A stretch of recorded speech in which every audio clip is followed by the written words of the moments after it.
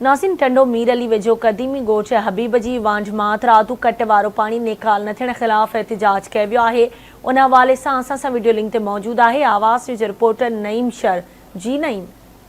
जी नाज़र असां महिल मौजूद आहियूं टंडो मीर जे भरिसां ॻोठ क़दीमी ॻोठ आहे हिकिड़ो हबीब जी वांड जिथे फुल रहंदा आहिनि ऐं फुलनि समेत केतिरियूं ॿियूं बि ज़ातियूं रहंदियूं आहिनि ऐं जिथे हथ जो खानवा जे कट जो लॻण सबबु हिते जेको पाणी आहे उहो तलाउ जी सूरत ॾेई रहियो आहे। केतिरा ई घर कचा पका किरी पट पइजी विया आहिनि, स्कूल किरी पिया आहिनि, अस्पतालनि में पाणी बीठो आहे, रोड रस्तनि में पाणी बीठो आहे, जेकी सख़्तु ॾुखियाई खे मुंहुं ॾियनि था। उन बाबति असां हिते ॻोठनि सां ॻाल्हि ॿोल कंदासीं त उहे छा था चवनि। थी विया आहिनि असांजो ही पाणी बीठो आहे रोडनि ते, घरनि में, ॿनियुनि में। असांजो माल बीमार थी पियो आहे, ॿ चारि ॿार घर में बीमार थी पिया आहिनि। असांखे का शइ न खपे, बिराए महिरबानी को असांखे पाणी कढी ॾिनो वञे। असांजी एतिरी वस वारनि खे अपील आहे। ज़ुल्म आहे, वॾो ज़ुल्म आहे। ईअं सम्झो चारई पासा न ठहंदो त इहो असांजे शहर में उपड़ंदो पाणी, ॿाहिरि निकिरी पवंदो। हुकूमत न कढनि त ईअं ई थींदो न साईं। असांजो पाणी निकिरे नी, असां मुसीबत में ऐं हेर बि घेरे में पिया आहियूं पाणीअ जे में।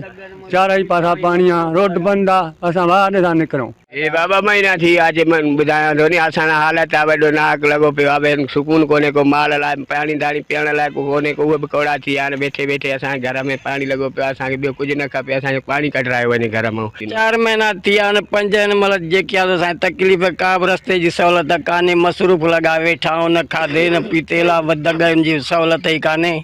अमचोरस ॻोठ में पाणी बीठो आहे, जॻहियूं कोट हर शइ वही, लांडियूं माल रिज़्क हर शइ माना पैनल करे आहे हिसाबु किताबु। जेकी महिरबानी थी सघे असांखे सहूलियत खे पाणी कढी ॾियो। असां चवंदा त हीउ पाणी निकिरे, असां फसल कायूं, असांजी आबादी थिए। असां चवंदा त असांजो हीउ फौरी पाणी निकाल कयो वञे। ॾाढी फुल आहे हिन में। तव्हां ॾिसो त 1.5 महीने खां वठी पाणी असांजे घरनि जे ॿाहिरों विच में स्कूल ड्राई विया आहिनि। अञा ठरी मिरवा जी का बि इमदाद न आई आहे, को वॾो ऑफिसर न आयो आहे हिते ॾिसण त छा आहे अवाम लाइ कहिड़ी ख़राबीअ में गुज़ारनि था, कहिड़ो ॾुखियो वक़्तु गुज़ारनि था। इन में वोटनि लाइ हर अमीर वॾा MP MLA अचनि था, ताज़ियत बि करणु अचनि था, पर उन्हनि जो को बि हिते हिसाब किताब न आहे। हिते एॾो पाणी चढ़ी आहे, घर ॿर ड्रही विया आहिनि। हीअ मीडिया में तव्हांखे ॾेखारीनि था, ॾिसो त पाणी केतिरो बीठो आहे।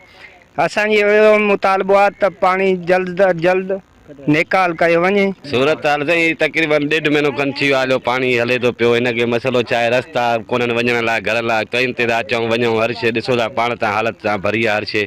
असांखे वॾी तकलीफ़ आहे बाइका ते। असांखे ॿियो कुझु कोन खपे, असांखे रुॻो पाणी निकाल खपे। पाणी कढी ॾियो, काॾे बि कढो, हिनखे माना कयो, हिनजो बंदोबस्तु थिए ज़रूरु।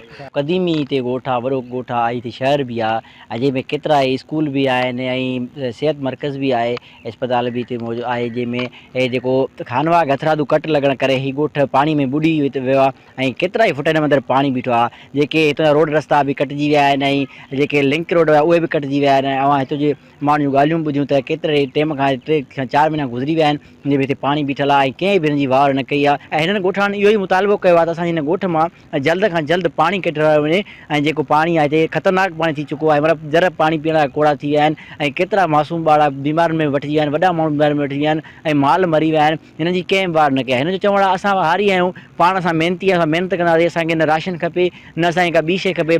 सिर्फ़ु असांजो हिकिड़ो ई मुतालबो आहे त असांजे जेको ॻोठ में पाणी बीठो आहे, सिम जेको तलाउ जे दरिया जो ॾेख ॾेई रहियो आहे, उहो असांजे ॻोठ मां पाणी जल्द खां जल्द कढायो वञे त जीअं असांजो हिते गुज़र सफ़र ऐं पाणी सुठे नमूने थी सघे।